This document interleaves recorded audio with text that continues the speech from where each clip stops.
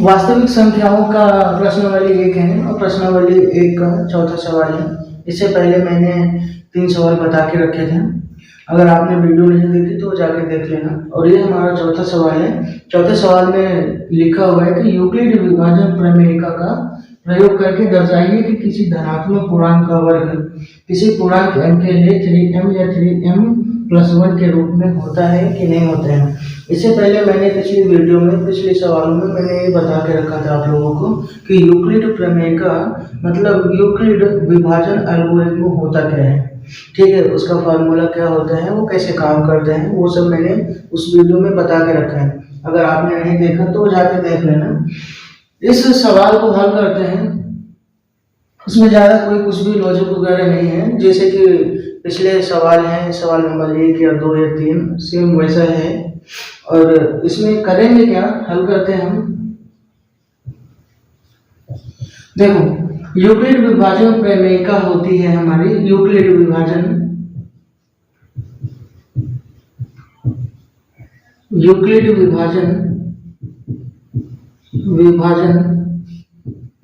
प्रमेयिका। Euclid विभाजन प्रमेयिका होता है हमारा, क्या होता है, a बराबर बी क्यू प्लस आर। ये हमारा एक सूत्र होता है, ठीक है, जहां पर जो r की वैल्यू है वो कैसे हम देखते हैं, r की वैल्यू जो है वो b की वैल्यू से कम होनी चाहिए, ठीक है। तो यहाँ पे b की जो वैल्यू है वो कितनी है, 3 है। और हमारा फिर r का वैल्यू कितना होगा, 3 से कम होगा, मतलब 2 1 0 ये होगा। यहाँ पे हम r का वैल्यू कितना रखेंगे, r का वैल्यू लिखेंगे 0, r बराबर 0 1 और 2। इस समीकरण में हमारा क्या है कि b बराबर 3 है और r बराबर a0 1 2 3 रखेंगे। तो कैसे करेंगे, देखो इसमें क्या लिखा है, पूर्णांक का वर्ग करना है। माना कि हमारे पास एक कोई पूर्णांक संख्या a है, ठीक है। यदि a है तो देखो सवाल में क्या है, सूत्र में a बराबर कितना है, b Q plus R. Q क्या होता है हमारा, भागफल होता है, r क्या होता है हमारा, r शेषफल होता है, ठीक है। b की जगह पे हम b का मान रखेंगे सीधा सीधा। b का मान कितना है, 3 है। b का मान 3 है तो 3 रखेंगे। अब क्या है, q की जगह पे तो कुछ है नहीं तो हमने q को सीधा सीधा उतार लिया। r की वैल्यू क्या है, r की वैल्यू है, एक बार हम 0 रखेंगे तो +0। अगर हम इसे वर्ग करेंगे, क्योंकि हमें लिखा हुआ है कि पूर्णांकों का वर्ग करने पर क्या ये इस रूप में होगा या नहीं होगा। अगर हम इसे सपोज की वर्ग कर दें तो वर्ग तो दोनों पक्षों का होगा, a² बराबर 3q प्लस 0 का होल स्क्वायर, ठीक है। तो a² बराबर क्या निकल के आएगा, 3 3 का 9, 9 3 3 का 9, 9q का स्क्वायर, 9q का स्क्वायर, ठीक है। वो 9q स्क्वायर आ गया। अब देखो यहाँ पर q a² बराबर यहाँ से 3 कॉमन ले लेंगे। जब 3 कॉमन लेंगे तो क्या होगा, 3 3 का 9, 9q का स्क्वायर। अब जो ये q है, q की जगह पे अगर क्योंकि q जो है ये एक पूर्णांक संख्या है, q की जगह पे हम कुछ भी अगर मान रखते हैं तो हमारा पूर्णांक ही निकल के आएगा। मतलब कि अगर सपोज q की जगह पे हमने 2 रख दिया यहाँ पे तो क्या होगा कि 2 2 दूनी 4, 4 3 12, ये 12 3 12 36, 36 होगा। मतलब वो भी कोई एक पूर्णांक संख्या ही मिलेगी हमें। तो यहाँ पर क्या है कि पूर्णांक कोई m के रूप में लिखना है, ठीक है। तो मतलब कि m बराबर 3q स्क्वायर इतना लिखेंगे। तो यहाँ पे a² बराबर कितना, 3m, समीकरण 1 हो गया, ठीक है। अब हम क्या करेंगे, एक बार r की वैल्यू 1 रखेंगे, 1 रख के हम वर्ग करेंगे तो क्या होगा हमारा वो देखते हैं। समीकरण 1 मिल गया हमारा। अब अगर हम इस सूत्र में a की वैल्यू मतलब r की वैल्यू एक बार 1 रखेंगे, एक बार तो हमने 0 रखा तो हमारा a² बराबर 3m, समीकरण 1 आ गया। अब अगर हम इस फार्मूला में a की वैल्यू 3 और r का वैल्यू 1 रखेंगे तो क्या होगा, देखो ए बराबर बी की वैल्यू कितना है 3 है, 3 क्यों प्लस आर की वैल्यू हम इस बार कितना रख रहे हैं, इस बार 1 रख रहे हैं। तो देखो दोनों पक्षों का वर्ग होगा इसमें, ए स्क्वायर बराबर 3q प्लस 1 का होल स्क्वायर। देखो अब ए स्क्वायर बराबर क्या हो गया, यहाँ पे एक सूत्र होता था, हमने 8-9 में बहुत पढ़ा है, ए प्लस बी का whole square. A plus B का होल स्क्वायर होता क्या है, a square plus b square plus 2ab। तो वही फार्मूला हम यहाँ पे यूज करेंगे। तो a square plus b square plus 2ab, 2 गुणे क्यों गुणे बी। अब देखो ए स्क्वायर बराबर 3 त्रिका 9, 9 क्यू स्क्वायर प्लस, अगर हम एक को कितना भी 1 गुणे 1 गुणे 1 करेंगे तो हमारा 1 ही आएगा, प्लस 2 3 6 क्यू। ठीक है, अब देखो ए स्क्वायर बराबर यहां से क्या हो गया, यहां से हम 3 कॉमन ले लेंगे, 3 कॉमन लेंगे तो क्या बचेगा हमारा 3q स्क्वायर प्लस 3 दूनी 6 क्यों, ये एक ब्रैकेट में और ये जो प्लस है हमने इसे बाहर लिख लिया। अब देखो ये जो क्यों है ये भी एक कोई पूर्णांक है, ठीक है, क्यों पूर्णांक ही है, तो क्यों का मान अगर यहाँ पर देखो m बराबर जो है 3q स्क्वायर प्लस 2q, ठीक है, अगर इसका मान हम m रख दें, क्योंकि m एक पूर्णांक संख्या है जो कि हमने यहाँ पे रखा है, ए स्क्वायर बराबर 3m प्लस 1, समीकरण कितना हो गया, समीकरण हो गया ये दूसरा। अब देखो हमें तो वैसे यही सिद्ध करना था, सिद्ध क्या करना था कि किसी पूर्णांक, देखो किसी पूर्णांक का वर्ग 3m या फिर किसी पूर्णांक का वर्ग 3m प्लस 1 के रूप में है कि नहीं है। यहाँ पे यही लिखा हुआ है कि पूर्णांक का वर्ग के लिए, पूर्णांक का वर्ग किसी m के लिए 3m या 3m प्लस के रूप में होता है या नहीं होता है। लेकिन हमारा एक और है, मैंने कहा था कि जो r की वैल्यू है वो b की वैल्यू से कम ही लेते हैं, तो अभी हमने 0 रखा, एक बार 1 रखा, अभी हम 2 भी रख के देखते हैं उसमें क्या आता है। ठीक है, देखो अगर हम r की वैल्यू a बराबर 3q प्लस 2 रखेंगे तो a स्क्वायर बराबर 3q का स्क्वायर प्लस 2 का स्क्वायर प्लस 2 गुणे 3q गुणे 2। ठीक है, ये आ गया। तो a स्क्वायर बराबर कितना होगा, 3 त्रिका 9, 9q स्क्वायर प्लस 2 का स्क्वायर कितना होगा, 2 दूनी 4 प्लस 3 दूनी 6, 6 दूनी 12, 12 क्यों। अब देखो यहाँ से कितना कॉमन हो गया, यहाँ से 3 कॉमन लेंगे हम, तो 3 त्रिका 9, 9q स्क्वायर प्लस 3 चौको 12, 12 क्यों। ठीक है, अब देखो अब ये जो 4 है, 4 क्या होगा, हमने यहाँ से प्लस 1 प्लस अंदर और 1 प्लस बाहर लिख लेंगे, कोई दिक्कत। देखो 3 एकम 3 और 3 प्लस 1 क्या करोगे, 3 प्लस 1 होगा तो कितना होगा, 4 होगा। ठीक है, कोई अंतर नहीं ना। देखो ए स्क्वायर बराबर, अब ये जो संख्या है ये संख्या पूर्णांक है, मतलब m बराबर 3q square plus 4q plus 1 के, तो मतलब 3m प्लस 1 समीकरण हो गया हमारा 3। अब देखो सवाल में लिखा हुआ है कि किसी धनात्मक पूर्णांक का वर्ग किसी पूर्णांक m के लिए 3m या 3m प्लस 1 के रूप में होता है कि नहीं। आप नीचे लिखोगे कि हाँ होता है। ठीक है, यही हमें सिद्ध करना था और यही हमारा ये सवाल था। सवाल नंबर हम आगे बढ़ेंगे 5वां, आज प्रश्नावली पूरा एक खत्म करते हैं।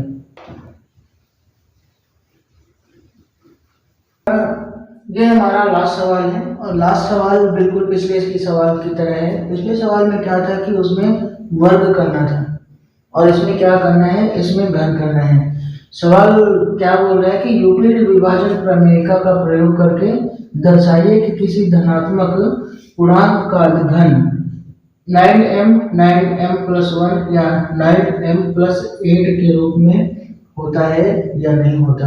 ठीक है, उसमें हमने क्या पढ़ा था सवाल नंबर 4 में कि उसमें दर्शाना था कि किसी धनात्मक पूर्णांक का वर्ग करने पे जो संख्या है वो हमारा 3m या 3m प्लस 1 के रूप में था या नहीं था। तो हमने उसमें वर्ग किया था। अभी क्या पूछ रहे हैं, ये पूछ रहे हैं इसमें घन करके बताओ कि ये संख्या इस संख्या के रूप में होती है कि नहीं होती है। तो देखो, माना कि कोई संख्या हमारे पास एक धनात्मक संख्या है, माना ए एक धनात्मक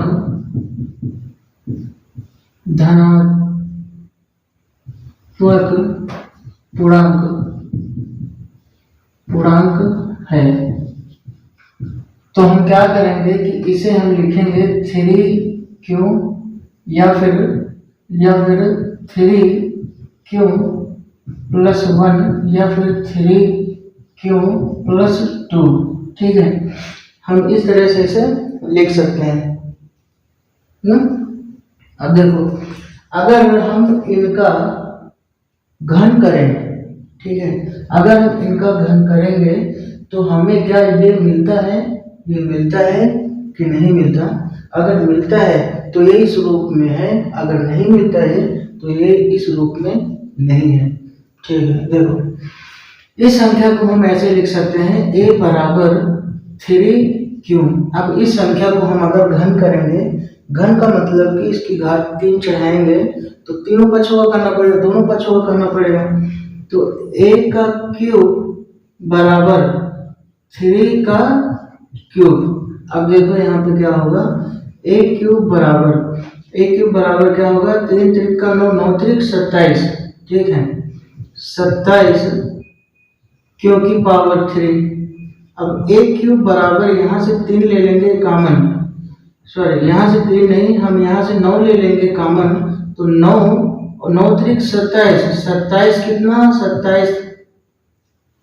ठीक है, 9 कॉमन लिया तो 9 त्रिक 27, तो बचा कितना 3q क्यूब, 3 इंटू क्यू की पावर 3, ये बचा। अब ये वाली जो संख्या है, ये वाली संख्या हमारी क्या है, ये कोई पूर्णांक है, मतलब ये देखो धनात्मक पूर्णांक है। तो हम इस क्या करेंगे, तो m बराबर 3q ये रखेंगे तो एक की वैल्यू क्या निकलेगी 9m। समीकरण हो गया 1। ठीक है, कोई प्रॉब्लम कोई दिक्कत नहीं है ना। देखो, अगर हमने इसका क्यूब किया तो हमारा समीकरण ये मिल गया। अब हम अगर इसका क्यूब करेंगे तो क्या मिलेगा हमें, वो देखते हैं। देखो, a बराबर 3q प्लस 1, अगर हम इन दोनों का क्या करेंगे, क्यूब कर देंगे इधर से, तो एक फॉर्मूला होता था a प्लस बी का होल क्यूब। कितना होता है, a cube plus B cube plus 3ab into a plus B, यही होता है ना। देखो यहाँ पे हम सवाल लिखते हैं, सूत्र लिख देते हैं, a प्लस बी का होल क्यूब होता है a cube plus B cube plus 3ab और ब्रैकेट में a प्लस बी, यही होता है ना। तो वही सूत्र हम यहाँ पे लगा देंगे, बराबर करेंगे इसे। ठीक है, a क्यूब बराबर a की वैल्यू कितना है 3q का होल क्यूब प्लस 1 का होल क्यूब प्लस 3 गुणे a की वैल्यू कितने हैं 3q प्लस गुणे, अब b की वैल्यू कितने हैं 1, तो 1 कर देंगे। ठीक है, अब क्या करेंगे कि 3q प्लस 1, ठीक है, ये हमारा फार्मूला होता है। अब a क्यूब बराबर कितना होता है, ठीक है, ऊपर लिख देते हैं। a क्यूब बराबर कितना होगा 9 3 का 9 और 9 त्रिक 27, 27 27 क्योंकि पावर 3 प्लस 1 प्लस इधर क्या होगा 3 त्रिका 9, 9 क्यूब 9 क्यूब, ठीक है 9 क्यूब और ब्रैकेट में कितना है 3 क्यूब प्लस 1। अब हम इसे हल करेंगे तो क्या मिलेगा, a क्यूब बराबर देखो 27 क्यूब प्लस 1। अब ये जो 9 क्यूब है ये अंदर गुणा कर जाएगा, ब्रैकेट खुलेगा तो 9 त्रिक 27, 27 क्यूब तो क्या होगा क्योंकि पावर 2 प्लस 9 क्यूब, यही होगा ना, ये ब्रैकेट खोला है हमने। अब देखो क्या होगा यहाँ पे होगा ये कि हमारा यहाँ से 9 कॉमन मिलेगा। a क्यूब बराबर 9 कॉमन लेंगे तो हमारा क्या बचेगा 9 त्रिक 27, 3 की पावर 3 प्लस 9 त्रिक 27, 3 की पावर 2 प्लस क्या बचा यहाँ से प्लस क्यू बचा, और यहाँ पे जो प्लस है हमने इसे बाहर लिख लिया। हमारा a क्यूब बचा कितना 9, और ये हमारा कितना संख्या है, ये हमारा पूर्णांक है। तो ये पूर्णांक मतलब हमारा ये जो पूरा का पूरा टोटल वैल्यू है ये m के बराबर है, तो मतलब 9 प्लस m प्लस 1 समीकरण कितना हो गया, समीकरण हो गया दूसरा, ठीक है। देखो एक बार हमने इसका घन किया तो हमारा समीकरण एक इतना है 9m, a क्यूब बराबर 9m प्लस 1 आया। एक बार हमने इस संख्या को क्या किया, दोनों पक्षों का क्यूब किया तो क्या मिला हमें, ये मिला a क्यूब बराबर 9m प्लस 1, ठीक है। अब करते हैं इस वाली संख्या का क्यूब। देखो a बराबर 3 क्यूब प्लस 2, दोनों बच्चों का क्या होगा कि पावर 3 आ जाएगा, ठीक है। अगर हम अब इसे हल करेंगे तो a बराबर a क्यूब मतलब कि a क्यूब का होल क्यूब प्लस 2 का होल क्यूब प्लस 3 गुणे a का मान कितना है 3 क्यूब गुणे b का मान कितना है 2, और ब्रैकेट में कितना आएगा 3 क्यूब प्लस 2, ठीक है। ये आएगा, हम फिर इसे इधर हल करते हैं। देखो अब a की पावर 3 बराबर कितना आ गया 3 त्रिका 9, 9 त्रिक 27, 27 की पावर कितना q की पावर 3 प्लस 2 दूनी 4, 4 दूनी 8 प्लस 3 दूनी 6, 6 दूनी 12, 12 कितना q के साथ, और ये 3q प्लस 2। अब क्या करेंगे कि ये जो 27 है a क्यूब बराबर 27 क्यूब प्लस 8 प्लस ये जो 12 है, ये जो 12 क्यों है, ये ब्रैकेट खोलेगा तो क्या होगा गुणा कर देगा, तो बात है 36, बात है 36 का तो क्या है क्यू स्क्वायर, क्योंकि क्यों से क्यों गुणा करेगा तो क्या होगा क्यू स्क्वायर होगा। तो बात है 36, 36 क्यों स्क्वायर 12 दूनी 24 प्लस 12 दूनी 24, और साथ में क्यू भी है ना, साथ में क्यू भी है। अब देखो क्या करेंगे a क्यूब बराबर, यहां से हमारा कुछ कॉमन मिल रहा है, कॉमन कितना मिल रहा है 9 मिल रहा है कॉमन, ठीक है। देखो 9 अगर कॉमन ले लेंगे तो 9 त्रिक 27, 27 क्यूब प्लस 9 चौके 36, 36 का क्यू का स्क्वायर प्लस 9 की 9, 9 दूनी 18, 9 त्रिक 27, 9 की 9, 9 दूनी 18, 9 त्रिक 27। हमने कहीं गलत किया है क्या, 3 त्रिक का 9, 9 दूनी 18, यहाँ पे गलत किया है, ठीक है। ये 12 की जगह पे 18 होगा, और ये बात है 36, तो बात है 36 तो कितना हो गए, देखो अगर ये ब्रैकेट खुलेगा हमारा तो 18 के 18, 18 36, 18 के 54, यहाँ पे कितना होगा 54 क्यू स्क्वायर, और ये कितना 18 दूनी 36, 36 क्यों। अब हम अगर यहाँ से 9 कॉमन लेंगे तो 9 त्रिक 27 कॉमन लेंगे तो क्या होगा हमारे यहाँ पे, देखो 9 त्रिक 27, 9 त्रिक 27 और 9 छक 54, यहाँ पे 6 की जगह पे 4 है, वो 4 की जगह पे 6 रखेंगे क्योंकि हमारा यहाँ पे कुछ मिस्टेक हुआ था। अब देखो, अब यहाँ से क्या हुआ कॉमन, 9 चौक 36 प्लस 4 क्यों, ब्रैकेट में क्या बचा हमारा 8 बचा, तो हमने उसे प्लस में 8 लिख लिया। अब ये जो हमारा ये संख्या है जो क्यों के साथ जो हमारी संख्या लिखी हुई है ये क्या है, m के बराबर है। m क्या है, m हमारा एक पूर्णांक संख्या है, तो a बराबर 9m प्लस 8, समीकरण हो गया 3। अब देखो, अब सवाल में क्या बोल रहा है, सवाल में बोल रहा है कि इनका घन, मतलब कि एक पूर्णांक संख्या है उसका घन क्या इस रूप में होता है। देखो समीकरण 1, देखो समीकरण 1, 2 और 3 में a क्यूब बराबर कितना आया था हमारा, ये समीकरण 1 किधर है, समीकरण 1 ये है, तो 1 ये है, a क्यूब बराबर आया था 9m, और a क्यूब बराबर समीकरण 2 में कितना आया था, 2 में आया था 9m प्लस 1। समीकरण तीसरे में कितना आया था, समीकरण हमारा तीसरा यहाँ पर है, समीकरण तीसरे में आया था a क्यूब बराबर 9m प्लस 8। ठीक है, तो देखो इनका क्यूब जो क्या बोल रहे हैं कि किसी धनात्मक पूर्णांक का घन, ठीक है, हमारा एक धनात्मक संख्या थी a और उसका घन क्या इस रूप में है या नहीं है, हमें यही सिद्ध करना था। ठीक है, आज से हमारी प्रश्नावली ए वास्तविक संख्याओं का खत्म हुआ है। कल से हम प्रश्नावली 2 पढ़ाएंगे। अगर कुछ भी समझ में नहीं आया तो हमें कमेंट करके बताना। और दूसरी बात क्या है कि सवाल नंबर 1 या 2 एक वीडियो में मैंने अपलोड किया है ताकि आपको पढ़ने में कोई दिक्कत ना हो, और हमें वीडियो अपलोड करने में थोड़ा अभी कुछ ज़्यादा ही हम भी लग रहे हैं।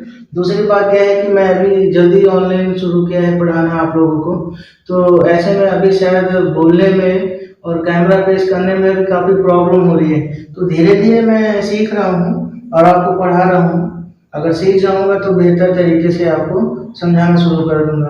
अभी बहरहाल जैसा भी है हम कोशिश कर रहे हैं कि आप पहले तो क्या है, सामने बात करना या फिर स्कूल में बात करना या फिर फेस टू फेस बात करना वो अलग हो जाता है, लेकिन ऐसे कैमरे में अकेले होकर चिल्लाना ये कुछ नेक्स्ट लेवल हो जाता है। ठीक है ना, तो क्या है जो है बस ऐसा ही है। ठीक है, अभी तो शुरू है, सीख रहा हूँ, लेकिन सीखने का मतलब क्या है कि कैमरा फेस करना सीख रहा हूँ, बाकी तो ये सारी चीजें पुरानी हैं। ये क्या है, वास्तविक संख्याएं हैं। वास्तविक संख्याओं का प्रश्नावली 1 आज खत्म हुआ है। प्रश्नावली 1 में कितने सवाल मिले हैं, प्रश्नावली 1 में क्या हुआ कि यूक्लिड प्रमेय का जो सूत्र है वो a बराबर a³ प्लस r के रूप में होते हैं, जहां पर q भागफल और r जो है वो हमारा शेषफल है। इसमें 2 तरीके के फार्मूले प्रश्नावली 1 में हमने पढ़ाए, एक तो a प्लस b का होल स्क्वायर है जो कि a square plus b square plus 2ab, और इस लास्ट सवाल में क्या है, इसमें a प्लस b का होल क्यूब है, मतलब a³ plus b³ plus 3ab into a plus b, जो कि हमने 7-8 की क्लास में भी पढ़ा था। ठीक है, तो वही है जो 7-8 की क्लास में अगर हमने अच्छे से पढ़ा तो हमारा जो बेस है वो थोड़ा स्ट्रांग हो जाता है। आगे धीरे धीरे जैसे हम प्रश्नावली पढ़ाएंगे या चैप्टर आगे नेक्स्ट चैप्टर पढ़ाएंगे तो उनमें शायद इनका यूज ज़्यादा मिलेगा। ठीक है, तो इसीलिए जो आपका बेस है वो भी हम कोशिश करेंगे कि वो भी सिखाते चले। तो अगर चैनल सब्सक्राइब नहीं किया तो कर लेना, सीख रहा हूँ, थोड़ा गलती तो होगी कुछ ना कुछ। ठीक है ना, ओके, हमारा प्रश्नावली खत्म होता है, हम मिलेंगे प्रश्नावली 2 के साथ। जब तक ना आप जितनी सारी वीडियो हैं सब देख लो और पढ़ लो।